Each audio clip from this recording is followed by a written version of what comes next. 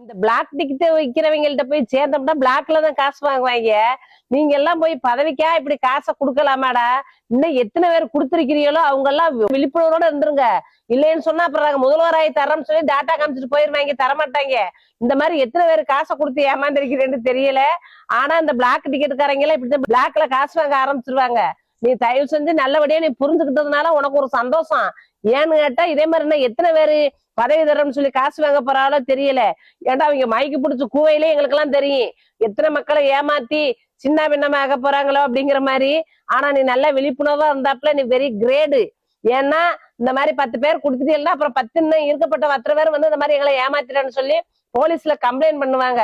இவங்க கட்சிக்கும் வரல, ஆட்சி ஒண்ணும் வரல. இந்த மாதிரி கொள்ளையடிக்கணும், இந்த மாதிரி பிளாக்ல டிக்கெட் இந்த மாதிரி பிளாக்ல காசு வாங்கணும். இதுக்கு ஒருத்த முட்டு கொடுத்து கேக்குறான். இல்ல அது பேக் நியூஸ். ஏன்டா ஆதாரத்தை காட்டையிலுமாடா பேக் நியூஸ்? அட மட சாம்பிராணியலா, உங்களை எங்கடா போய் என்னடா சொல்றது? நீங்க என்ன திருந்தாதவன் திருந்தாட்ட போயிட்டு போறான். திருந்துறவங்க திருந்ததுக்கு உங்களுக்கு இது ஒரு வாய்ப்பு இல்ல. கடைசியில உங்க காசு உள்ளது உடையெல்லாம் இழந்துட்டு கடைசியில நடுத்தருல நிக்க வேண்டியதான். அவர் உங்க தலைவர் நொன்னே போய் பனையூர்ல போய் பதவி கிடக்க வேண்டியது. அதனால இப்பவே என்ன செஞ்சிருங்க, முழித்து கொண்டோரெல்லாம் பிழைத்து கொண்டார், குரட்டை இட்டோரெல்லாம் கோட்டை இட்டாரும்ப. அந்த மாதிரி குரட்டை விட்டுறாதியே, அப்புறம் கோட்டை விட்டுறியே. இப்போ காசை வாங்கிருங்க. ஏன்டா உங்க பேசுற பேச்சுல எங்களுக்கு எல்லாம் தெரியும், நாங்கெல்லாம் கணிச்சோம்.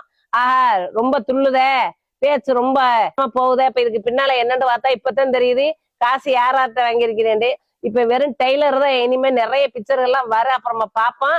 நீ திருந்தின வரைக்கும் எனக்கு ரொம்ப சந்தோஷம்.